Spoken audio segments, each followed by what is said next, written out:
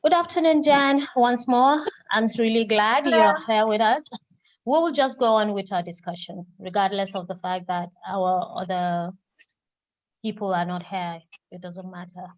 We have Farida and Wanchuku, and we should honor their presence here by talking about parental alienation, because if they are here, it means they want to learn about it, they want to know about it, and it doesn't matter that they are the only ones here. We'll still talk about it.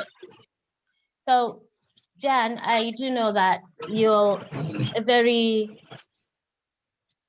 strong advocate and campaigner against parental alienation in the UK. So can you briefly tell us about yourself and then about your work? Okay, so I'm a social marketing campaigner, and my company, we run lots of different initiatives addressing social issues. We've tackled drug driving, medicine waste, domestic abuse, where this undoubtedly fits, many different campaigns. And I got into the issue of parental alienation almost by accident. In a former relationship, I watched it. I didn't know what it was called. I didn't even know it could happen. But I watched, in this instance, two children who adored their father, you know, and adored coming, and used to tell him how much they loved him, suddenly refusing to get out of the car and saying they didn't want to come. And as a mum of three and as a granny of three, that's not normal behaviour. That children don't do that. Children do not ever unilaterally decide to suddenly not see a parent that they love with all their heart. So I started researching it probably about 7 years ago and watched it unfold in front of me, numerous cases in court, each with progressively worse outcomes. And I watched the nuances, which if it's never happened to you, it's difficult to describe, but it's a series of acts that are designed to put the parent in a bad light. And it could be as much as you didn't feed the children properly, you know, come home only having had beans, to sending the parent a text to say the children are being rushed to hospital because the parent hadn't responded quickly enough in answering the call. The parent had left the phone at home, and telling the children that, you know, they're being rushed to hospital, but don't worry because daddy number one is here. And I just thought, what is this that I'm watching here? And so I started researching it. And I was finally prompted when I saw one of the children in a heap repeating like a mantra that their father thought that they, the child, was ruining their life. And you know, where the parent is actually in the car crying because he can't see them. And so I committed our brand to addressing parental alienation. And I've got to say, firstly, it's the biggest scandal I've ever come across. I'm driven by fury and I've worked unfunded. We've actually taken out our own overdraft to fund a website, to fund a report where we worked with experts, because, you know, I don't profess to be an expert PA, but I work with those who do, leading researchers, barristers, judges, lawyers across the world. And we produced a 108-page survival guide. All of that's been driven by fury and unfunded. We have no vested interests. We are gender neutral. And I myself am a survivor of life-threatening domestic abuse. And what I see is a distortion and a corruption of what parental alienation really is. But as you know, and as you found in Nigeria, it is not and never has been a gendered issue. It's a public health issue, of course. It's a legislative issue. But first and foremost, which is why we're involved in this toxic space, is it's a child protection issue. Children who are being taught to hate, to reject a loved parent, to dismiss them, to be cruel. And then we question why 1 in 6 children have a mental health disorder. It's an utter disgrace, and it disgraces any in public office who refuse to accept the reality of this, because the evidence is there. Anyone who does a modicum of due diligence will see and find over 1,000 peer-reviewed scientific studies that show this exists, and it destroys children. It destroys their childhood. That's why we've got into this space. That is a very touching explanation you just gave, Jan. Thank you very much. Now, can you just give us briefly, I am sure some of our participants, thank you so much for joining us, Julie. You are our 5th participant. I was very elated last night that we had 120, but here we are 15 minutes into the session, only 5 of us, but we're going ahead regardless. So Jan, back to you. Can you just tell me briefly what you think is the precedence to parental alienation? What are the events that lead to this circumstance? What causes it? So it comes down first and foremost.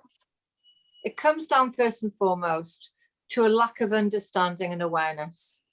A bit like smoking. If you think of any social issues over, a lifetime, smoking, the tobacco industry kept hidden the fact that it could kill you. And it took a lot of education for people to understand the harmful effects. You would see people in films smoking. They made it look glamorous. And it was positioned in a way that, everyone thought it was cool, and yet it was killing people. And it took a lot of effort to raise visibility and understanding of what it actually is. And parental alienation is very like that. And if you don't understand or you don't know what it is, and you see a parent that suddenly has gone missing, maybe it's at school, they don't come to the plays, and suddenly, the other parent is saying that they're a bad parent, they don't love their children, and they're telling all their friends, the bystanders and the schools effectively enable it to happen because they don't know what it is. So first and foremost, we need to raise public awareness, not just government awareness, public awareness, that what this is effectively a deliberate attempt to destroy an attachment bond between a child and a loved parent. And it destroys them. Children who are told falsely, because if it's not false, and it's not parental alienation, children who are told falsely that the parent doesn't love them, doesn't care about them, doesn't want them, is abusive, has abused them, false memories into a mind of a child, where the child actually ultimately can't make a differentiation between reality and delusion. And we need to raise awareness so that people understand how harmful that is. In the UK, 1 in 6 children have a mental health disorder. And our Public Health Wales did some research in 2017, so it's fairly recent research, that showed that children with 4 or more adverse childhood experiences, which is linked to very poor outcomes neurologically, physically, shortened lifespan, 4 or more races, 82% of them had not had a relationship with both of their parents. And conversely, around 80% of children who did not have any ACEs had a relationship with both. I mean, how much information do we need to have? Children need both parents. Only parents invested emotionally, neurologically, physically to protect their child. Any parent that's listening to this knows, even if they're not alienated, that terrifying feeling when a child goes missing in a shopping mall, or, that terrifying feeling of where they've gone and what's happened to them. Well, we're working with thousands of alienated parents who live that every second of every day, because their children have effectively been abducted from them in plain sight, aided and abetted by our own judicial system and through lack of ignorance. So number 1, raise awareness, what this is. And what we intend to do is to play out the voices of survivors, child survivors, now as adults, telling people what's happened to them and how it wrecked their lives and how they've had to have years of therapy to overcome the feeling that their parent thought they were unworthy. And that was false. Greater education in schools. We need to be teaching children how to build the resilience if their parents split up, because in the UK, half of all marriages end in divorce. And we need to empower children to understand that sometimes parents don't always, act well and don't always act in their best interests. And if they feel that they are being used as a pawn, as a bargaining tool, how to manage that. because CAFCAS, which is our organisation in England that does, I think, 140,000 child cases every year in contested court cases, has got a justice youth board. And in that justice youth board, they've written some articles that they've shared about what they would like in the case of separation, parental separation. And they're very clear. Don't use this as a weapon. Don't tell us bad things about our parent. Respect our choices to see our other parent. They're saying it right there. So the voice of children is now starting to be heard, which is a paradox, because you go to court and Article 12 of the United Nations Convention for Rights of Child is the voice of the child. Unfortunately, in the real voice of the child isn't often heard, because the voice of an alienated child is inevitably the voice of the alienating parent, who could be a mother or a father, because this is not a gender issue. It never Absolutely. has been and never will be, as your own research has shown. So greater education is critical, and we need to create societal outrage. I'm outraged. It's the biggest scandal I've ever come across, and it's outrageous that we have public figures standing up and saying that parental alienation is only a tool for abusive fathers, because our evidence and the thousands of victims we work with tells us otherwise, and no one has bothered to contact us, no one, and ask for this report, which was done unfunded. 850 of the respondents of the 1,500 in the UK have given further details to be contacted. Not one person in public office has said, can we have that and we'll validate it. It's outrageous. Yeah, it truly is. When I started researching on parental alienation, and I discovered that in the UK, it is the other way around, I was truly, truly stunned. Because coming from my own background and personal experience as an alienated parent, in Nigeria, women are the alienated parents, women are the victims. So, and you know, the image we have of the UK here in Nigeria is that in the UK, women are protected, women's rights are extremely protected, and they will not, there is no way they will be a victim of any kind of domestic or societal abuse or injustice. But I was not prepared to find out that in those climes, the women are actually the ones with the weapon, and they actually harm their former partners. It was something I was really not prepared for.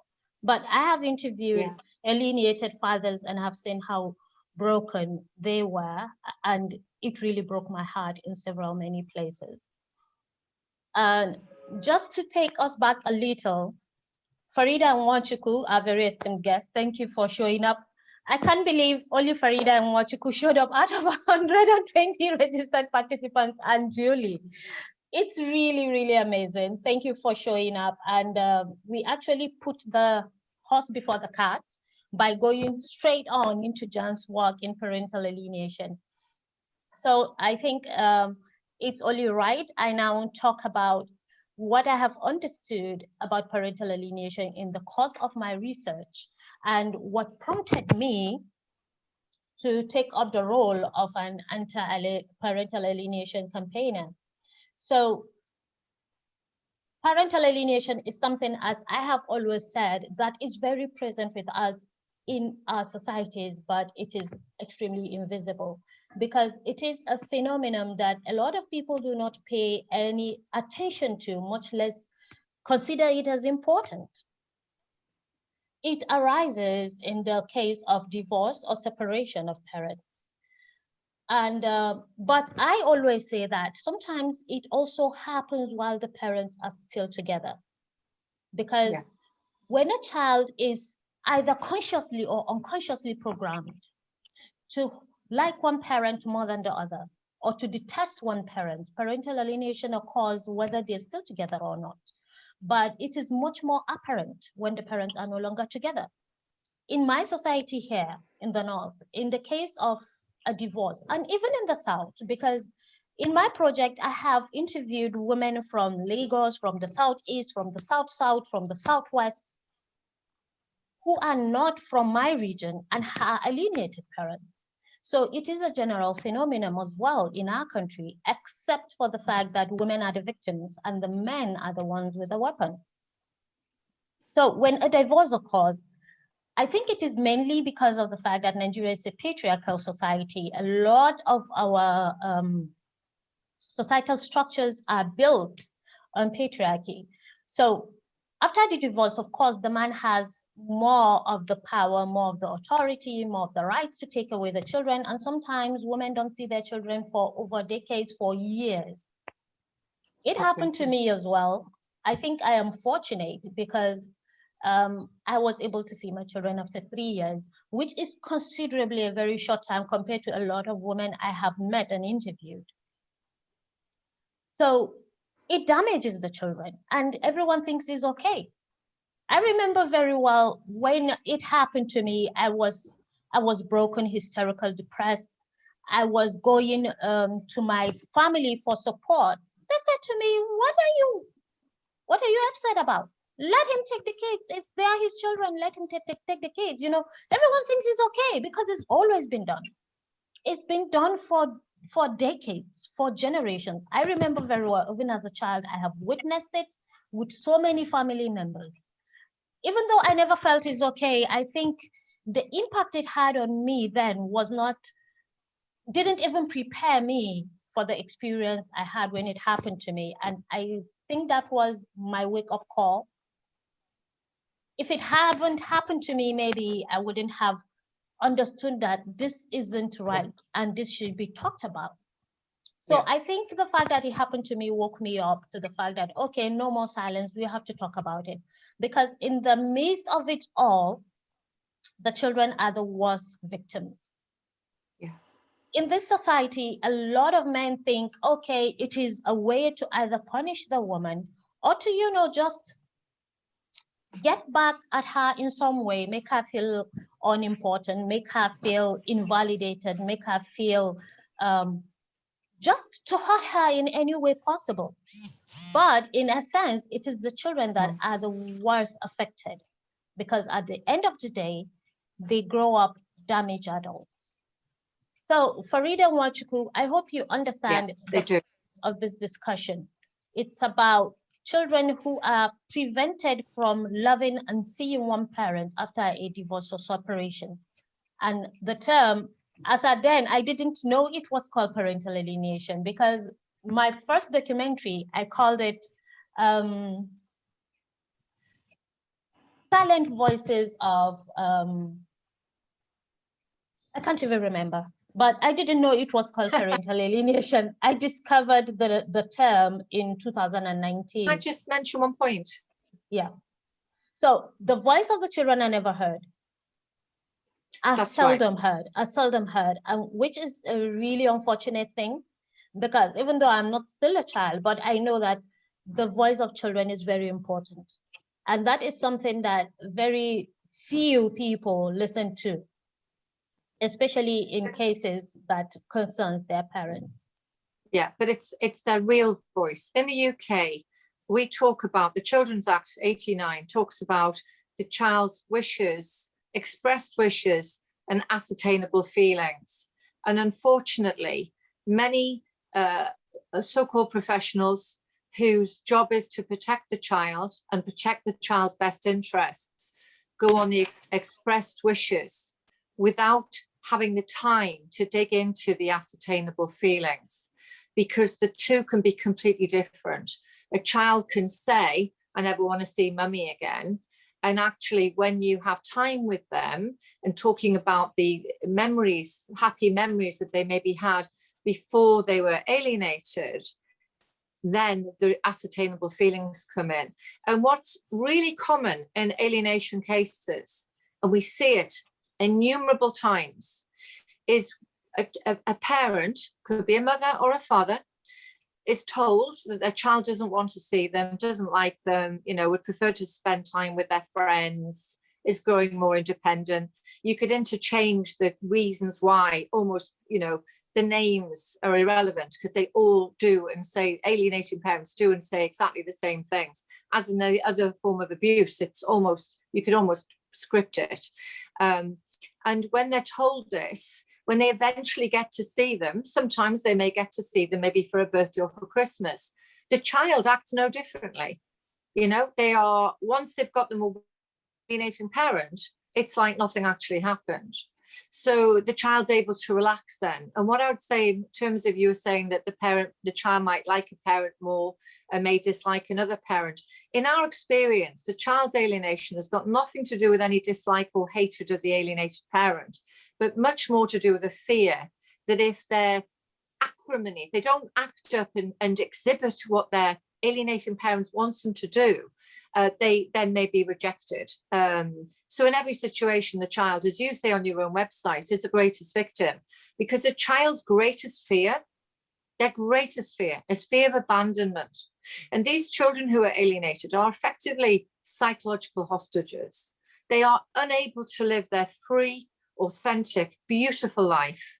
They are reliant on the main caregiver. So that's why generally it's the main caregiver, the main person who has the main residency, who has the power and control of the child. It's that child has to act in that way. And we have many parents who actually have secret communications with their alienated children, because the alienated children tell us, please don't tell mummy or daddy because I'll get into so much trouble. So they actually have to hide the relationship that child by law is entitled to have. It's astounding and terrifying and absolutely heartbreaking. Absolutely heartbreaking. It is unfortunate that I do not have enough facts and evidence that relates to parental alienation in Nigeria beyond my own research, which is, I think, compared to the fact that we have over 200 million population in this country, it is a minuscule cycle.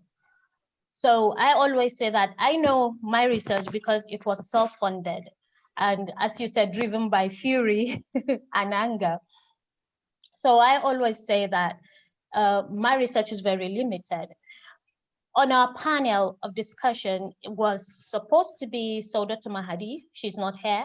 Saudatu Mahadi is the Secretary General of one of the oldest and most popular human rights organization in Nigeria, especially the northern part, which has the highest amount or the highest recorded statistics of gender violence, gender rights violations, domestic abuse, and child abuse. But she's not here. If she were here, she would have given us all the information and the statistics we needed, because this is her field of expertise in the past 20 years. I do hope that at some point she will join us even for some few minutes so that she can give us the lowdown of the info. Yeah, can I just go, in terms of the UK, unequivocally, and I say this as a survivor, you know, I married at 17, I was almost dead by 18, and we had a child. I was told if I left him, I'd never see the child again, and I was almost killed. And I went to court to get supervised access only because he terrified me. He was a paranoid schizophrenic, as it turned out later when he was diagnosed. So I understand the imperative of protecting any woman from violent men. I understand that very well. And when we campaign to raise visibility of parental alienation, we want to take nothing away from genuine victims of male abuse, not a thing. We want them to be protected. We want their children to be protected. 90% of children in an abusive relationship are in the next room. Children are severely impacted by domestic violence and abuse. So we have always championed the rights for women to be protected. However, the narrative is now being distorted because in the UK since 2001, there's been a 70% reduction in domestic violence. 70%. It's halved in the last decade. You wouldn't know it. There's no celebration in the media. And you think, well, why is that? Why are we actually continuing to put out the message that there's an abuser in every corner, there's an abuser in every home, and women are at great risk, when in actual fact, the statistics don't follow the narrative. And in the UK, the narrative is that domestic abuse is a gendered crime. That is patently false. when our own ONS stats and our own police data show us that almost 800,000 men are victims of domestic abuse. And by disregarding those 800,000 male victims, which is the equivalent of Wembley Stadium full of male victims to full capacity times 9, that we then leave their children unprotected. What kind of society are we when we disregard male victims, when a third of them are suffering the same extremes of abuse? So it's become a gendered issue in this country, driven by vested and ideological requirements. Whereas the truth is that any person could be a victim of abuse and any parent could be an alienator, irrespective of gender, social status, creed, race. So it's brilliant. Well, not brilliant, because I'm sorry that you suffer this in Nigeria, but your research is really important, because what you're showing is that the lies about parental alienation being gendered are just that, because in your country, it's the reverse. Exactly. In this country, 93% of those are women who get residency of children. So they are in a better position to manipulate because they have the power and control. But we are working with thousands of alienated mothers too, afflicted by exactly the same behaviors as fathers are. And so we just need to wake up and address all of those issues, because we need to protect children. Let me just quickly apologize. You may not be able to see me now because You've gone dark. Yeah, it looks dramatic though. It looks dramatic. Yeah, I know. Yeah. I look very silhouette, you know. You do. Yeah, it looks well, like a silhouette. Yeah, it looks a silhouette. They just took the electricity, you know, that's a very common challenge that we have here. Power failure. I apologize for that. I would like to say, have they turned the electricity off? No, it went off. I wouldn't have turned it off by myself because it's really hot here, it's humid here, so I wouldn't turn it off. I would like to welcome Bill to our meeting, Bill Hansen. Bill Hansen is an academician and researcher at one of the most prestigious universities in northern Nigeria called the American University of Nigeria. Thank you very much for joining our call, Bill. It's really dramatic, you know, because I was actually expecting a full house. We had over 100 registered participants, but we don't have 10 on the call yet. I don't know what's happening, but I'm glad to have you guys. I'm really glad that you're on and we are having this very important conversation. The purpose of actually inviting you, Jan, to come and talk to us about parental alienation in the UK is because I, as a victim of parental alienation and as a parent, I have always said that the purpose and importance of every experience and pain one goes through is to ensure that it does not happen to another person. And I remember when I was alienated in 2017, I knew that if I had gone to court for custody, it will take forever. Because I have seen women who've been in court fighting custody for 7, 8 years. And I said, I don't want to waste my time fighting custody. If I had gone to court for custody, I know I would never have gone to the UK for my master's.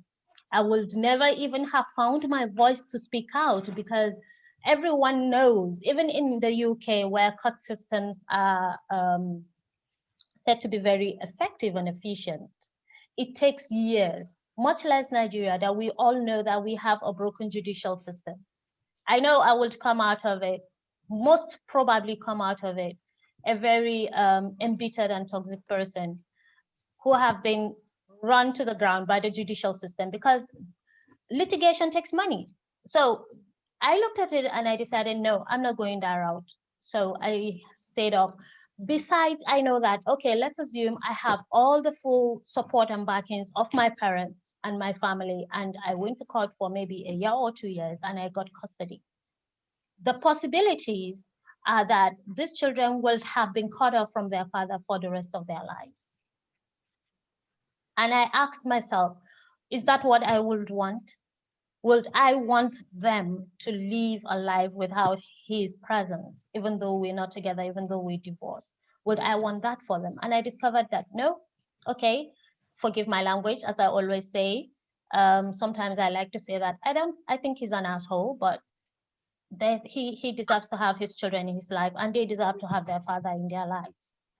So I hands up, and I am truly very glad of my decision. That's one of the decisions that I'm very proud of. It's not easy. It's not comfortable at all. It is a very uncomfortable decision to make, but I think it's a sacrifice that's been worth it for me, because I realized that, okay, I wouldn't want that to happen to him. So I think and I wouldn't want that to happen to another man or another woman. It is something that we must make people understand that it's not okay, because this is not about the parents, it's about the children. And that was what inspired and motivated my research. And I am so happy I have done this research. The purpose of bringing the parental alienation cases in the UK into this narrative is because I feel we have a lot we can learn from each other.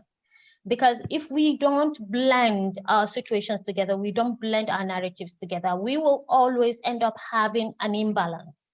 Because at the end of the day, I don't know how it happened that in the UK now, there are more men victims in domestic violence cases and parental alienation cases, which the system is not paying attention to because of the assumption that it is only women that are victims. Although in my society, I know that women are victims of domestic violence, domestic abuse, and everything that comes with it. But I do know that there is a certain percentage of men which the system is not paying attention to or not even acknowledging or recognizing. And I guess because I have 3 boys myself, I want to make sure that when I provoke these discussions, that will lead to someday implementation and enactment of policies and regulations that will check these things, men are also considered to be as vulnerable as well, because I've seen it happen several times. Women can be abusive. We all know that. So if we do not consider that fact, that women can be abusive and men can be victims, we will end up in this society where now women are being abused till the cup.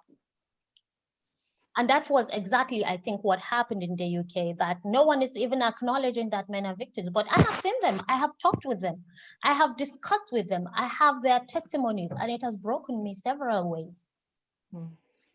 It's a question of money. It's interesting, you know, you saying that, because my heroine is a lady called Erin Pitsey. She should be a dame or a baroness, because she was the one who set up the first battered women's, it was called Battered Women's Refuge back in 1971 in Chiswick in London. And she begged, borrowed and stole in the nicest possible way to get beds for these victim mothers and their children. She had a huge house, and she led with her heart and soul. She's the most compassionate and beautiful individual I've ever had the privilege of meeting. And she's an international author. She's a global expert on domestic abuse. So she set up the first refuge. And what she said is the first 100 women that came through her door, 62 of them were as violent, if not more violent, than the men that left behind. They had to put little notes on the children to remind the mothers not to hit them. And the children used to sit in bed and cry their eyes out for their missing father. And for saying that, for speaking the truth, Erin was subjected to the most disgusting vitriolic attacks. She had death threats, her dog was killed, and she was forced to leave the country for speaking truth. And the first thing that the then chief exec of Refuge did, Sandra Hawley, she's now retired or resigned, the first thing she did was shut down the female perpetrator units. Why? because females can't be perpetrators, they're only ever victims. So how the hell do we help protect children when we ignore the truth and ignore the reality? And actually, you only have to look at a quote that Sandra Hawley made to The Spectator several years ago, where she basically says, we can't encourage the idea, and I'm paraphrasing here, that men are also victims because it will affect our funding. So that's what we're looking at. We're looking at an issue of funding and ideology that's actually meaning that genuine victims of abuse and genuine child victims of abuse are left unprotected. Unbelievable. Are you still there? Yeah. Oh, sorry. I thought I was maybe talking to myself, which probably wasn't a bad thing. To you, I must I must confess that quote you just read just stunned me greatly, because I understand that.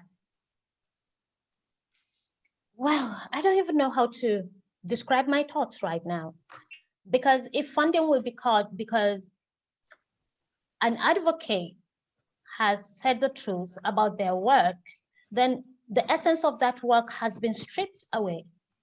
It has. Advocacy is built upon truth, is built upon conviction. It is. If the funding for advocacy is taken away due to the fact that truth has been told, then it's just been run down to the ground. Yes. We have a conspiracy of silence. We did, I was asked to do a presentation at Holyrood, which is the Scottish Parliament. And I've got a lot of time for the Scottish Government. They are fantastic in terms of, you know, free prescriptions, free tuition, you know, they brought in a smoking ban before anyone else. It's a clever country, and it has brought in many enlightened changes that others have followed. I was invited to speak at Holyrood at an event on parental alienation, and I was approached by a fabulous young girl who was the deputy convener for equalities and human rights for the Scottish Youth Parliament, because Scottish Government rightly puts a great prevalence on the voice of their youth, which is great. And she said, I was really touched by your presentation. Would you like us to help you? Could we work with you? And of course, I was delighted. So she offered to do a survey among Scottish youth. And I had no involvement in it, but we had a child psychologist and a retired child psychiatrist to work with her, just to make sure she was protected, because she was only 16 at the time, but she'd done a lot of work on mental health issues. It was her passion. She'd in fact spoken at Westminster on her own mental health campaign. So she ran a campaign on among Scottish youth, and there was over almost 80 responses between the ages of 12 and 25 responded. And the majority of respondents, 84%, confirmed that their parents had in fact separated. So 42% of them felt unable to speak honestly about how they felt to their parents. Tragically, a quarter of the young respondents had to hide their true feelings and their love for a parent in order to keep the other parent happy. That's alienation, a quarter. Over a third of them had been prevented from speaking with one of their parents, in direct contravention to the UNCRC legislation, which Scottish Government and, you know, CAFCAS here have signed up to, which is designed to protect a child's innate and inalienable right to family life. They were asked if the things that one parent had said about the other parent matched their feelings towards that parent or what they knew about them. Almost 2/3 admitted they'd been told, things they'd been told did not match their own experience. So they'd been falsely given information that did not chime with their own experience or feelings of that parent. And more than half of them felt that they had to choose between both parents. They had to choose one parent. It was a heartbreaking picture for children who had to relinquish a much loved parent in order to keep the other parent happy. And one of the quotes that we got, which really kind of made me really sad was a boy who said, my mum blames my dad's genes for any difficulties that I have. She thinks that all my good traits come from her genes and all my bad genes come from him. My parents are different nationalities. So the good aspects of me come from my Canadian forebears, while my faults come from being half Scottish. We tell a child that, you make them feel incredibly unworthy, and that never leaves them, never. They're never going to be able to fulfill their full potential as a human being. We have to stop this, and we have to help parents who are alienating. I mean, you know, people think that I'm saying they should all be thrown in jail. No, I'm not. What parents who are alienating need to understand is the harm they're doing to the children, and they need help to understand what's driving them to do it. It may be that they too have been trauma victims as a child and they're reenacting their own childhood trauma. Maybe they're scared of being abandoned by their children.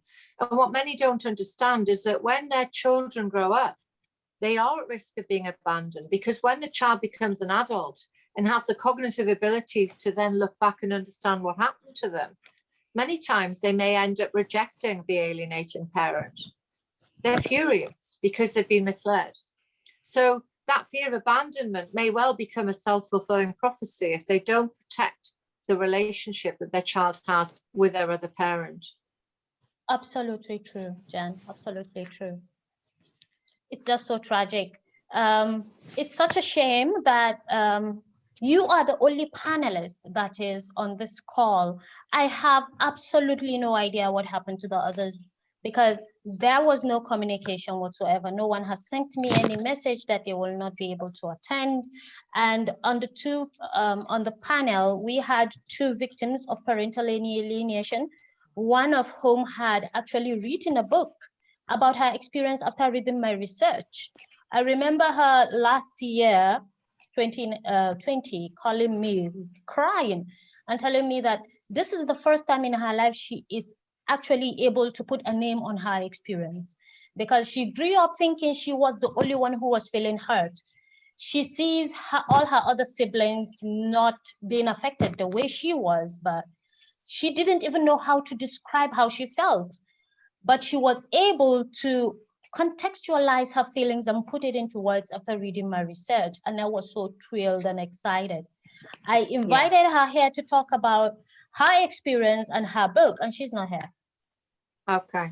What's interesting, what you just said there, is one of the reasons we call it parental alienation. It's the most searched term on Google, 6.5 million, I think.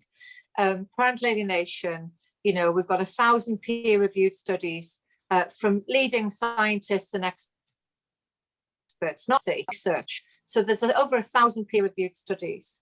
And I think it's really important that, you know, people get hold of those and read them, because alienated parents tell us time and again that until they saw parental alienation, they were suffering this extreme anxiety, extreme loss. It's like a living bereavement.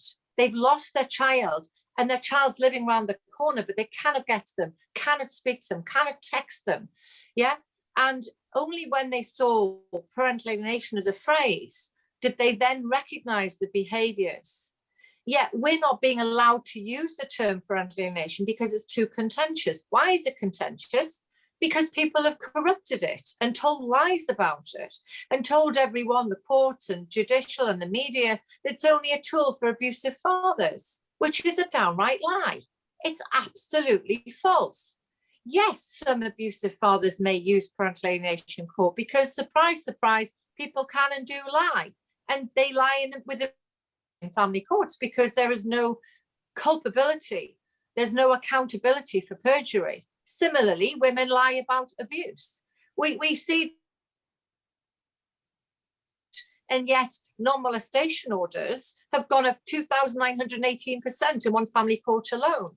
And you don't need to be a mathematician, and by the way, I'm crap at maths, to look at massive drop in domestic abuse cases, massive rise in non-molestation orders. It doesn't make sense until you recognise that there's an incentive to raise the false allegation.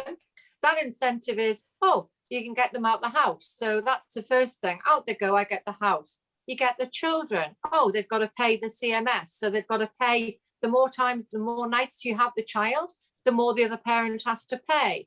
Oh, people will have sympathy with me because that's an abuser I've just ejected.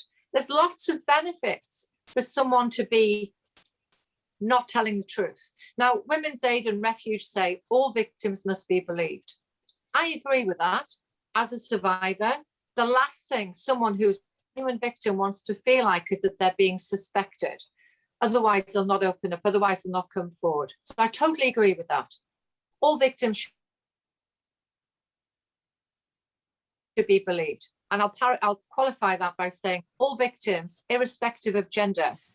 But that is not mutually exclusive with validation, because an allegation isn't proven until it's proven.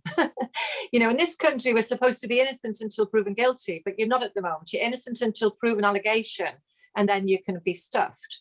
So we just need a bit more caution, and it doesn't take much for the police to do their job and validate the history. There's always a history with abusers. For the courts to look at the history, not, you know, and read the notes. We have, you know, apparently some judges have been given something that alienated parents have spent hours, days preparing and don't even read it, don't even look at the evidence.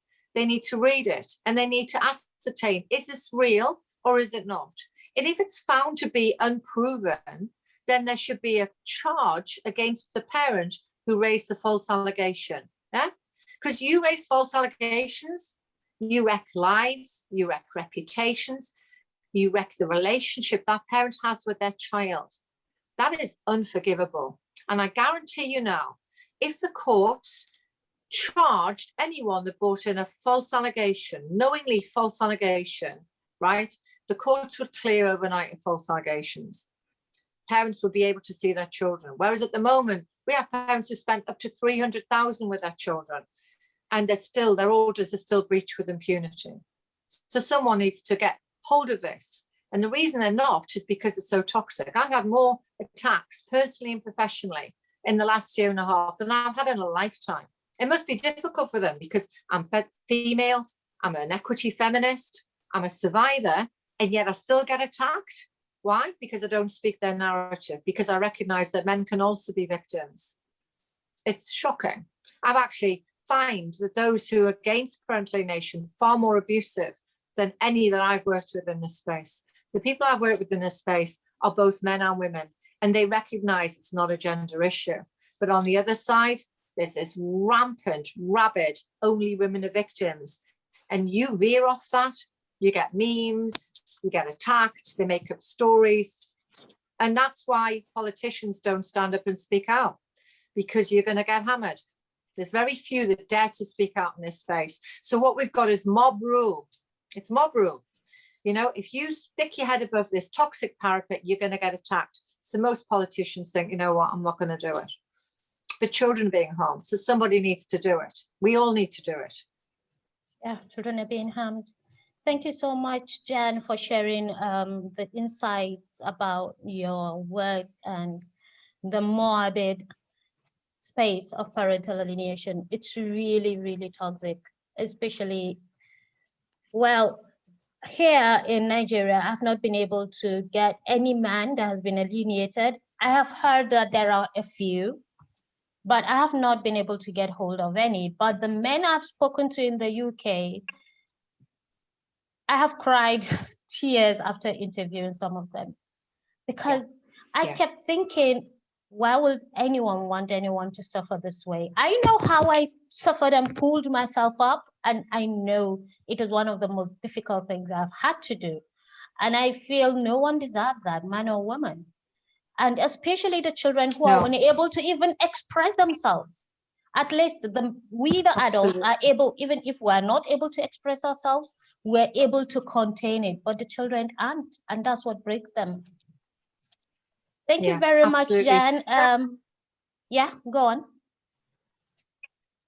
No, it's fine. I was going to tell you a case study that made me cry my eyes out, but I think probably you haven't got time. What I would say is, if anyone wants any more information, yes, I was about to say that. That would be great. Parental Alienation UK.info, and on there we've got a 108-page. It's the biggest guide we've ever done. I mean, we write lots of different publications. This is the biggest. It tells you what parental alienation is, what the UNCRC rights of the child are, how to identify it, what the myths are, information on our research, what to do if you have to go to court, how to manage your emotions whilst you go through the worst abuse any human could ever suffer, the loss of your child. And it uses quotes with permission from leading experts. Everything in here that I wish I'd known 7 years ago when I first came across it is in this guide. And every penny goes towards a high profile media campaign. We want to run it on television, we want to run it on radio, and we want everyone to understand what parental alienation is and how dangerous it is for children and for victim parents. So thank you very much for your time. Thank you very much, Jan. Yes, this is the time for Q&A. I can see Julie Salt is already raising her hand. Julie, you have the floor. You have a question for Jan or for myself. Any other person who has a question or an observation, whatever, or a comment, please feel free to raise up your hand so that I can give you the space to put in your contribution. Julie, over to you. Hi there. Yes, both Jan and Hawa, your stories and everything you do are extremely powerful. I'm a former journalist, but I'm also mentoring a young journalist at the moment. And I've got lots of notes here, which I think she could write a really interesting article on, and I'll help her do that. Please.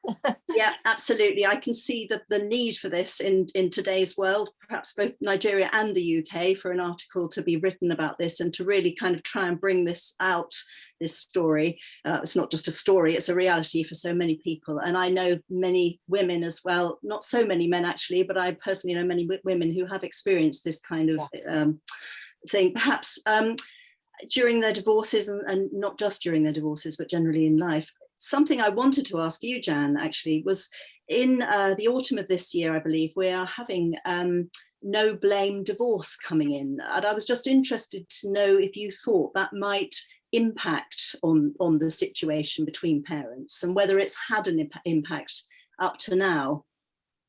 I think it's definitely welcomed because, you know, people fall out of love, and, you know, if someone's had an affair, you know, it's not ideal, but at the end of the day, you know, who are we to judge? There could be reasons for it. I think having a no blame divorce is a good thing, but I don't think it'll have any benefit on addressing the societal issue of parental alienation. The only thing that will address the issue of parental alienation, first and foremost, is shared parenting.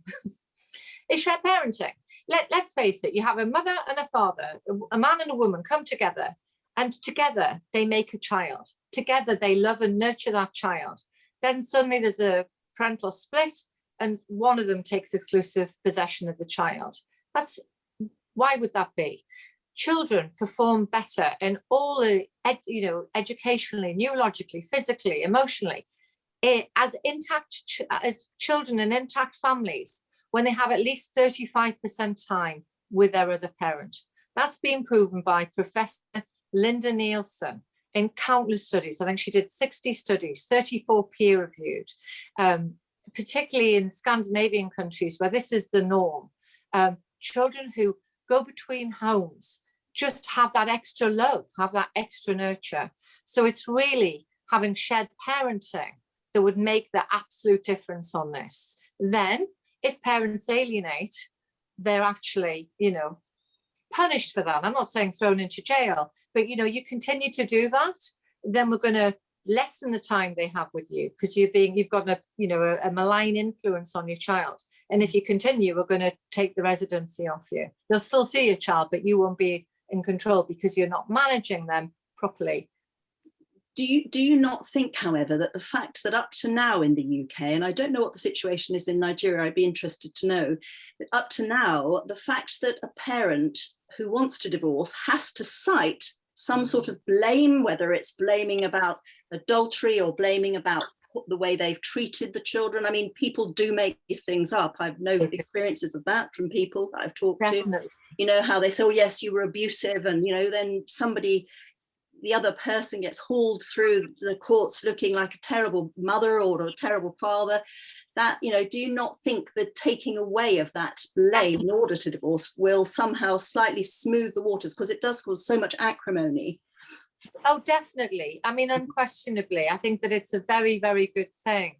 But the no blame divorce still wouldn't change the legal aid position for particularly mothers, but, you know, can happen for fathers too, where if you raise abuse, that you get access to legal aid. So you actually have state-funded lawyers, generally up against many parents who are litigants in person, you know, further alienating them from the children. There's no parity of justice here.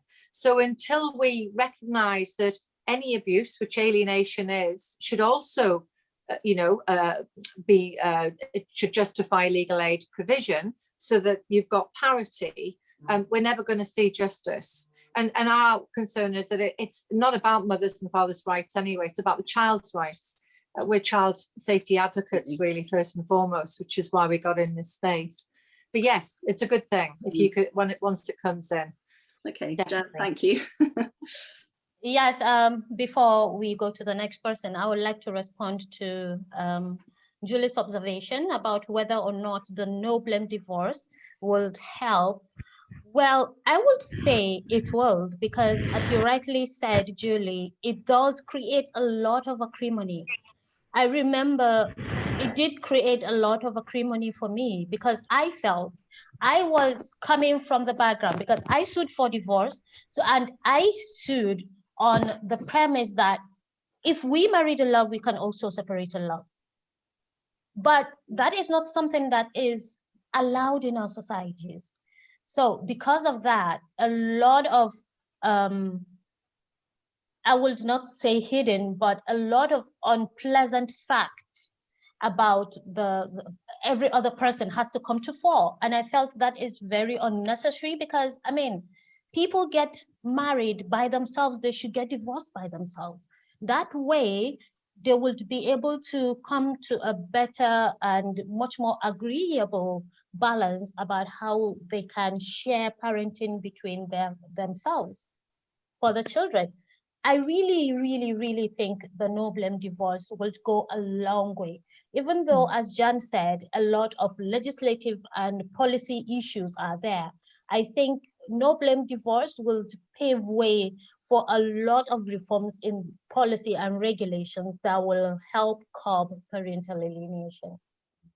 Can I just say one thing? You know, when a couple get married or plan to join forces and become a couple, one of the questions that they would generally ask each other would be, you know, do you want children? You know, that would be a standard, because obviously it's no good if you're marrying someone who absolutely doesn't want children and you do. So it's a fundamental question before you marry.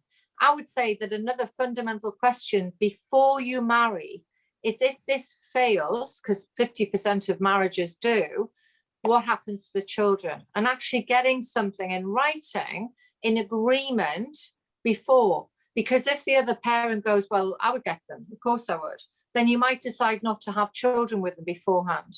That we need to help educate people before they marry, before they get into the situation, to look at their partner and look at any red flags that may suggest that they're going to, you know, alienate them from their children later on down the stream. And they're very clear patterns that, you know, if you're aware of them, you can then, you know, hopefully avoid them.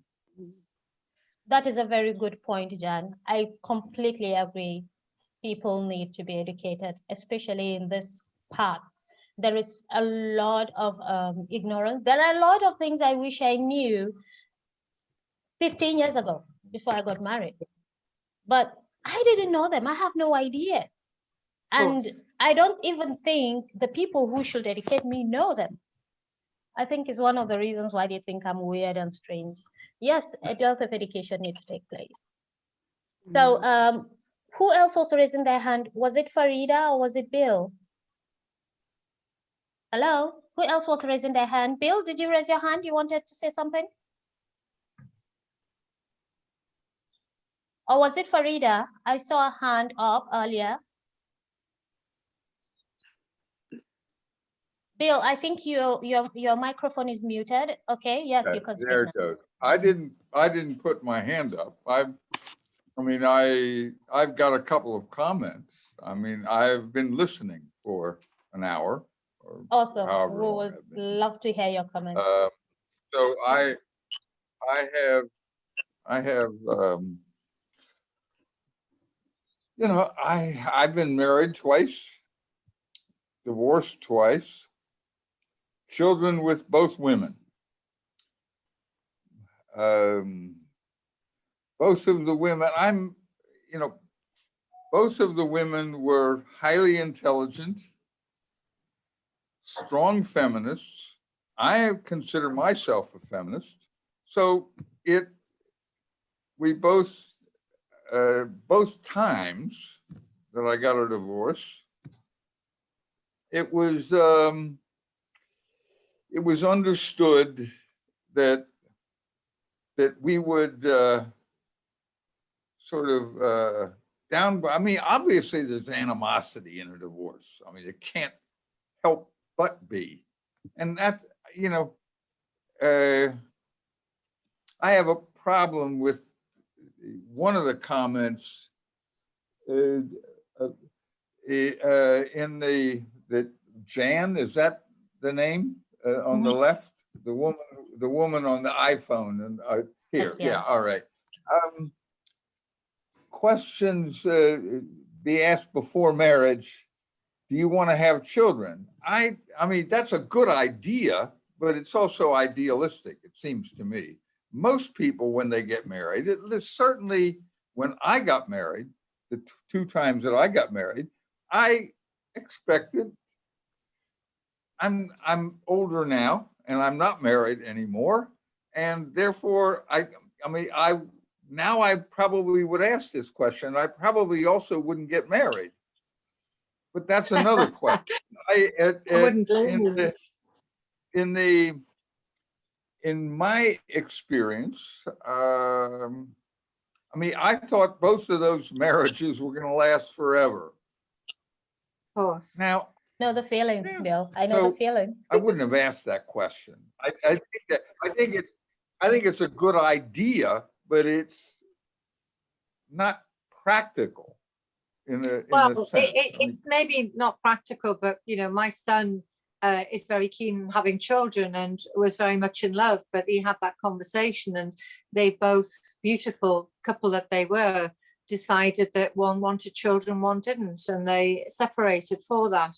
And I think that was a good thing to do, because you don't want to find out down the line. I agree, but that's mainly Sensible. that's not primarily what happens. I mean, Yeah. people are not sensible when they get married. No. There's a lot of emotion involved. Yeah. Anyway, the point that I was going to make is that both of my partners in marriage and the two women with whom I had children both accepted the fact that I adored my children, our children. And therefore, I mean, in the United States, domestic law, divorce is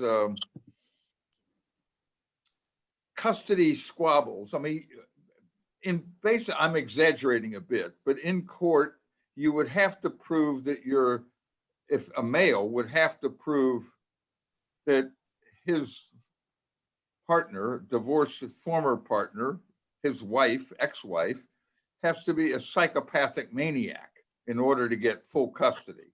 Yeah. But which I never would have wanted under any circumstance. Of course. Because Of course. But they both understood that too. So a lot of the instances that you have cited and that Hawa has cited are not very relevant to me personally. I know of those situations, but they're not relevant to me personally. I mean, both of the women with whom I was married and had children and got a divorce understood this, and my first wife is late. My second wife, I still communicate with her about once a week. I mean, I got an email from her yesterday because I got my first AstraZeneca shot. Good on you. Vaccination. Congratulations. I got it 3 days ago. And she wrote, I wrote to her and our son and saying I got the shot. And our son lives in South Sudan. He's a lawyer. And she lives in Germany, and I live in Nigeria. So Did you see she your said, children? congratulations on getting. Did you see Pardon? your children when you separated from these two mothers? Oh, Did of course. I had you weren't I had alienated? unlimited access to my children. I had Wonderful. unlimited access to my children. Good. So in the United States, it's called no fault divorce. It's not no blame. You use the expression no blame. It's no fault divorce in the United States. And that's been common since, I don't know, mid 80s, early 80s, 70s. I don't know when. I don't know when no fault came in, but it's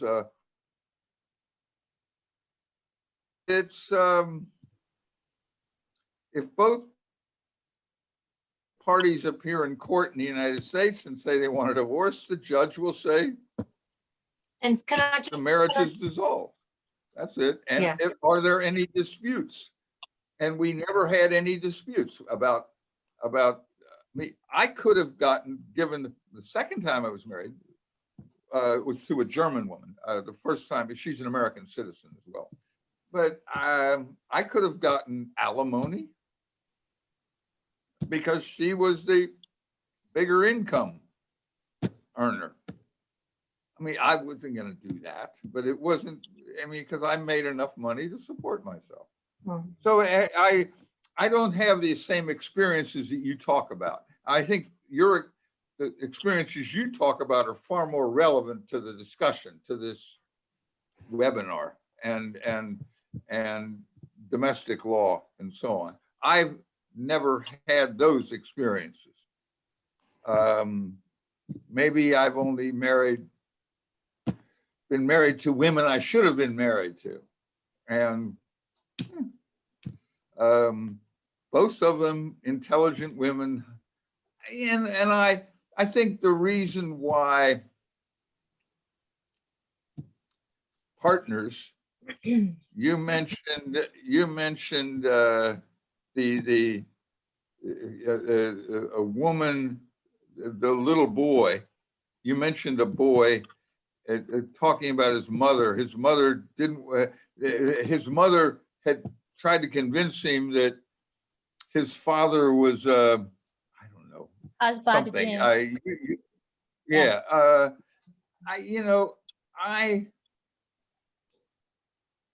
I suspect that mother was still angry with the father. And anger, nobody gets divorced unless they're angry. There's no excuse for it. Not anger that lasts for 7 years. There's no excuse because it destroys the child. Someone needs to step in and help them to overcome their anger and go, this child has the right to both parents. Exactly. You're absolutely right. You're absolutely right. I in both cases where I got a divorce, I said I would take custody, but both times my partner knew that. We didn't dispute the fact. So we ended up effectively, both times, legally speaking, she, the female, the mother, got custody. But in effect, because of an agreement between us, we had joint custody.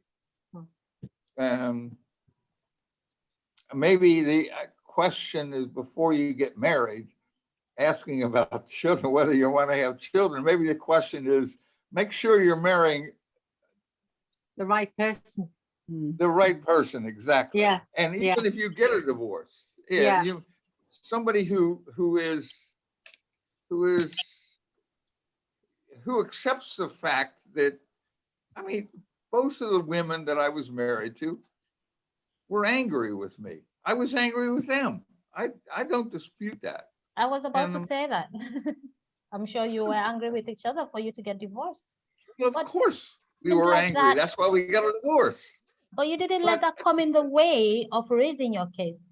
And that Well, is yeah. what every child should have, Bill. Everyone deserves the kind of divorce you've had. Yes, you're angry with each other, but you need to put in you need to put in all your maturity and all your That's discipline precisely it. exactly in the split, and ensuring that it does not spill over and affect the children because they're innocent. They are. Keep telling people they didn't Exactly. ask to be born. That is why I love the idea of asking, do you want to have children? Because let me be honest with you and tell you something I just told a friend the previous night, that the reason why I am not dating at the moment is all the men asking me to go out with them, want me to marry them and have kids for them. I can't have kids for anyone at this age. I've got 5 already. Who would want me to have kids? I mean, the moment anyone says that, oh, I want to marry you and have kids with you, something just shuts down in my mind. Yeah, no more children. Would it help if I just quickly, just on that point, in our guide, we talk about the red flags to watch for. Do you want me to just quickly run through very quickly what those red flags are? I think the young people in our midst will benefit from that.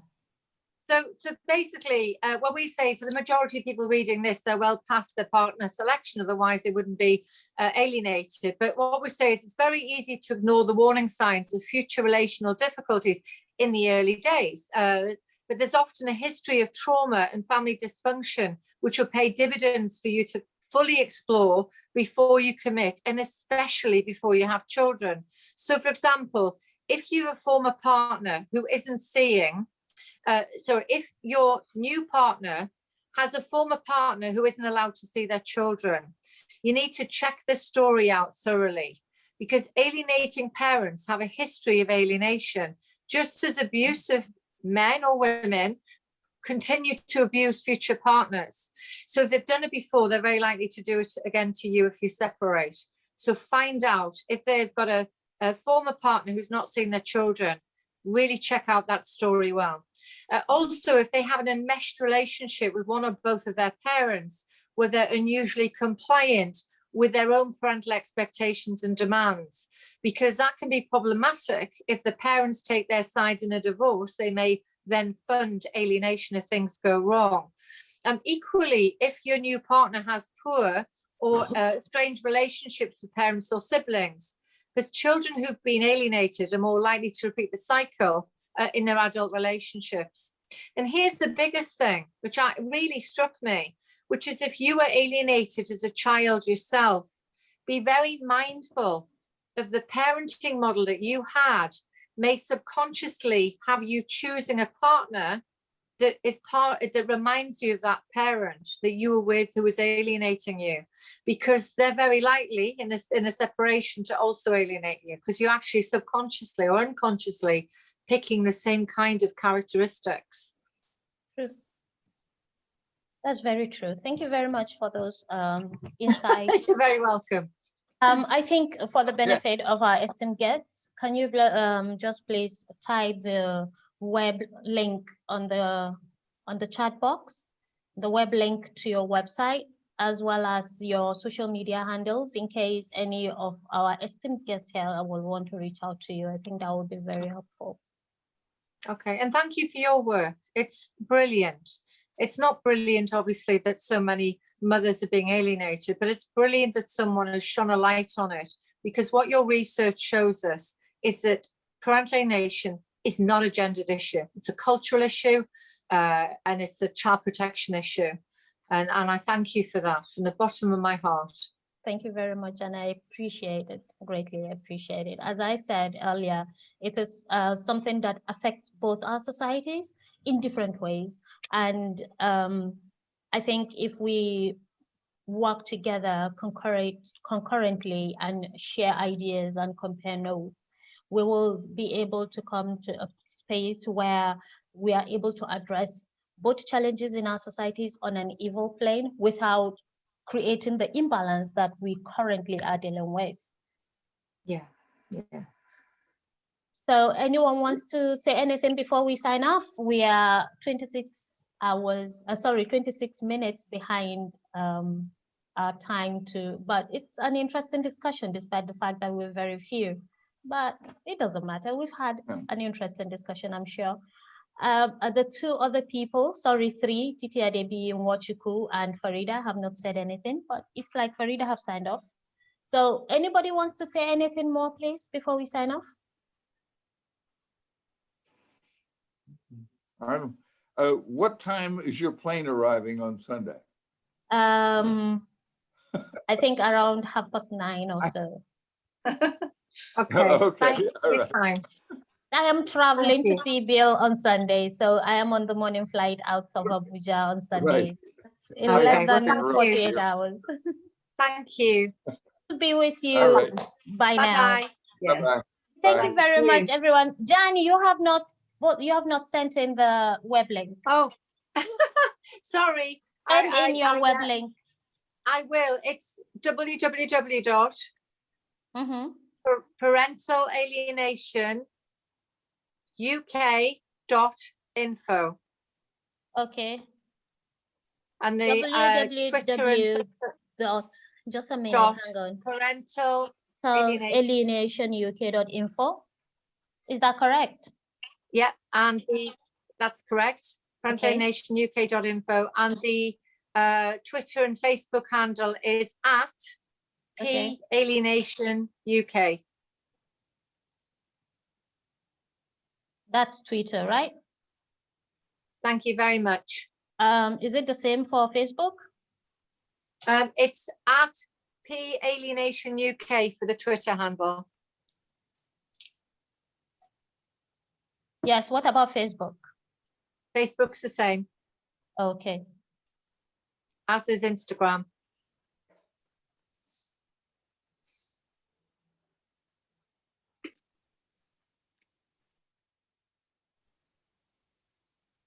Well done.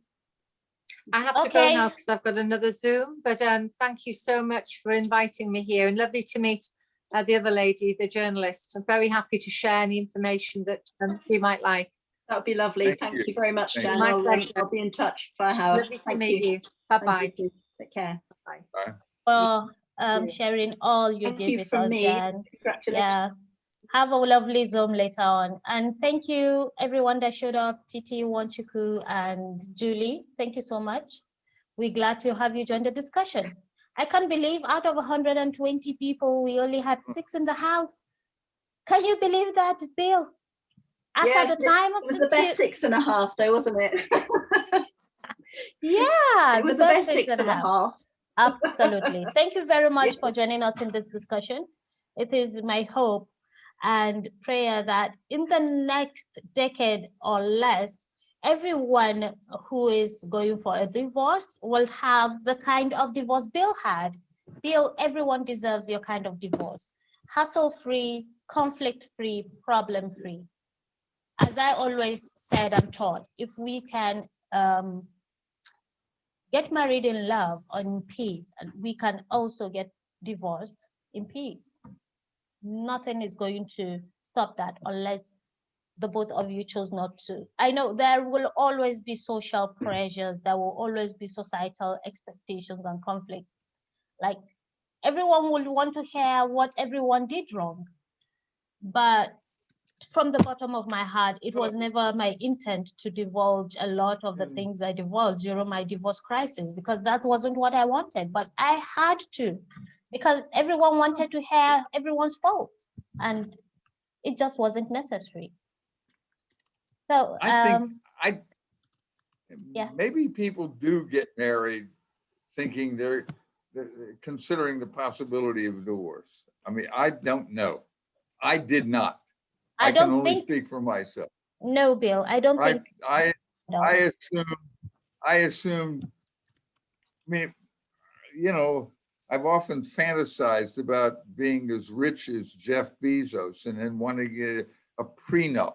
I mean, Bill Gates is getting a divorce. It was in the papers last week. All right. They have no prenup. Now, I never thought of having a prenuptial agreement. It never occurred to me. It's, but on the other hand, I mean, different people, I've been, as I say, I've been married twice, and they were good marriages. They were good marriages, and I was married to good women both times, and things happened that weren't good. And so we got a divorce, and there was anger. But in both cases, I was married 15 years to one, 22 years to the other. You know, in both of those cases, yeah, the good far outweighed the bad. Yeah. Far outweighed the bad. Yeah. But the end is always bad. The beginning is always good, I guess. But in terms of my children, I've never had the problem that other people speak of. I've never had the problem you've told me, Howard, that you've had. I've never had that problem. I Glad you always didn't. had absolute access to my children. I'm glad you didn't. Legal, well, yeah, and That's what to everyone this did. day, well, both of us, in both cases, both of us understood that any animosity toward the former partner was to be suppressed or subservient to the interests of that child. Yeah. Or in the first case, 2 children. And I mean, you remarked about at your age, you've already got 5 children. Why do you don't want to have any more? That's what I thought. I came to Nigeria in the early 60s. I've been here 17 years.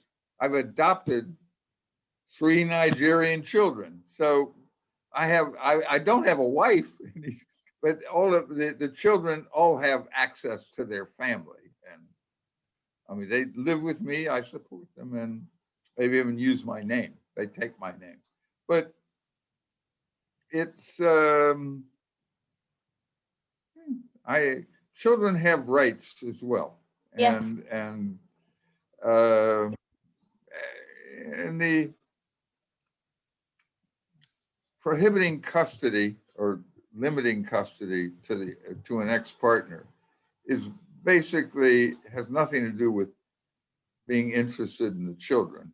It has to do with that partner's animosity toward the former partner. Yeah, which isn't healthy. Which is not healthy. All right. Thank you very Anyway. much, Bill. So glad to have had you with us. Yeah, we need to sign off. I will send you an email. All right, Bill. Thank you so much. Okay, fine. You have not said anything. You didn't ask any questions, so I suppose you're fine. Thank you very much. But in case you have any questions or you want to get in touch with any of the people on the Zoom, just send me a mail and I will ask for their consent before sharing their info with you. But if you have any question about parental alienation you wish to ask me, you can always contact me. Thank you very much for joining us. And I do hope you've been educated in today's discussion. You have an insight and you have got some knowledge about what parental alienation is, and you can advocate against it. And you can advocate for children's rights whenever you see such a thing happening around you or in your cycle. Thank you very much and do have a lovely day. All right, see you soon, Bill. Bye. Yeah.